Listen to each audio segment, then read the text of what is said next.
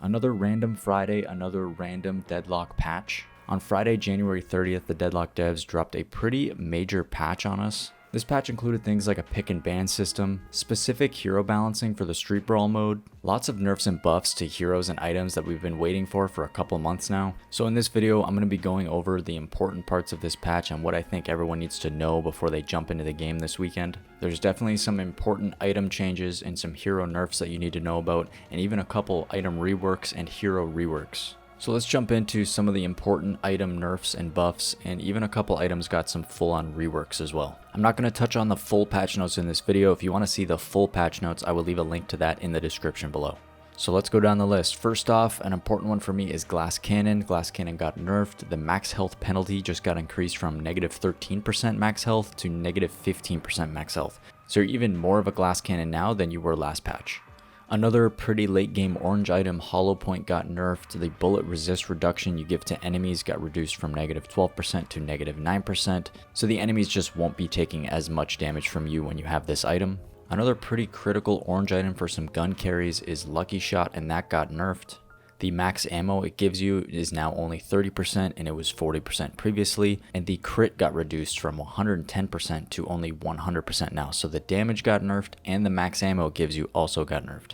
Alright, now let's move on to some green items. This item you may have never used before. I personally don't use it that often, and that is Restorative Locket. This item got a pretty heavy rework to encourage people to use it. So to start off, the cooldown was reduced from 30 seconds down to 20 seconds. It was changed from plus 6% spirit resist to plus 8% now, and has also been changed to self-cast only. It now restores up to 3 stamina based on the percentage of stacks you have relative to the max. Moving on to a pretty big one now, and that is Debuff Reducer. Debuff resistance increased from 20% to 25%, and it no longer grants plus 50 health. You may also notice from this image that Debuff Reducer now upgrades into Spellbreaker rather than Debuff Remover, and that is because Debuff Remover has been completely reworked. Debuff Remover is now renamed to Dispel Magic. It no longer builds from Debuff Reducer, no longer grants plus 30% debuff resistance. It now grants 14% spirit resistance.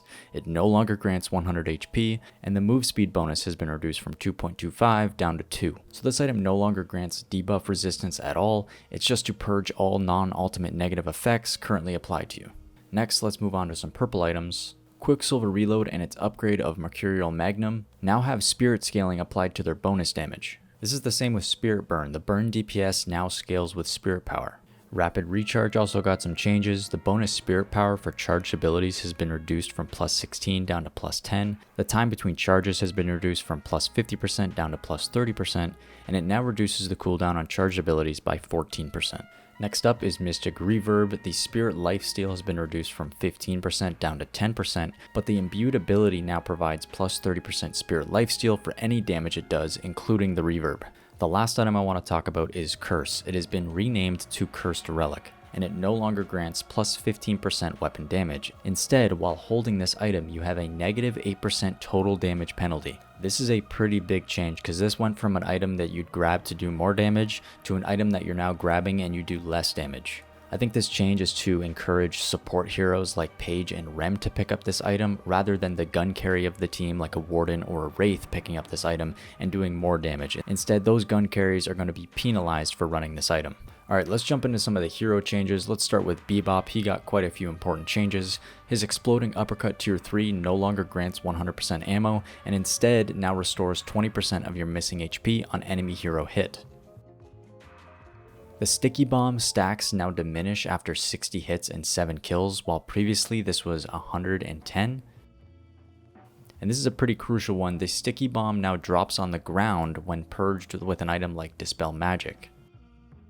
Sticky Bomb can also no longer be self-cast. As you can see in this clip, I'm using my Alt Cast button, which is double click, and it cannot be self-cast anymore.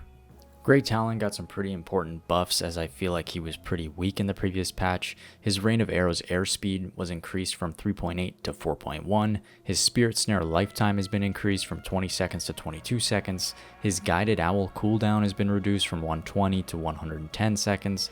And the Guided Owl spirit power per kill has also been increased from 8 to 10. Lash got one pretty significant change, and that is that his ground strike rotation has been restricted to 90 degrees rather than 360. So as you can see in this clip, when I go above the enemy's head and I ground slam directly down, I can no longer turn to catch the enemy if they went behind me. This means that as soon as Lash presses his ground strike key, he can no longer turn to catch the enemy if they moved out of the way. The last hero changes I want to talk about has to do with Vindicta. Her Assassinate now grants plus 5% weapon damage per kill rather than bonus souls. Assassinate tier 3 now provides an additional plus 4% weapon damage per kill, and this is retroactive. So any Assassinate kills before you upgraded it to tier 3 will also count for an additional plus 4% weapon damage as soon as it's upgraded.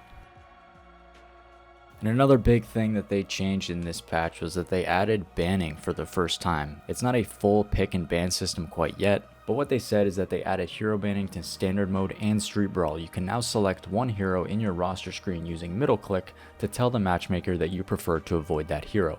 When the game starts, it will tell you which heroes were banned. They said that they're only doing 2 total bans for now, but that could change in the future. The last important part of this patch that I wanted to touch on is that they've started to do street brawl specific balancing. So these changes on screen are specific to Street Brawl. We see some balance changes for heroes like Bebop, McGinnis, Seven, Dynamo, Lash, Warden, and Graves. These are all the nerfs. And these ones on screen here are some buffs that heroes got in Street Brawl, and heroes that got buffed were Drifter, Holiday, Mirage, and Calico. So let me know down in the comments below, have you been enjoying Street Brawl, and did any of your favorite characters to play in Street Brawl get nerfed or buffed with this update? What do you think about some of the item changes and some of the item reworks? And make sure to leave a comment as well about who you've been voting for in the character vote and who you think the next character is going to be on Monday. Make sure to like and subscribe so you don't miss any Deadlock news or updates. And as always, I'll see you in the next video. Later.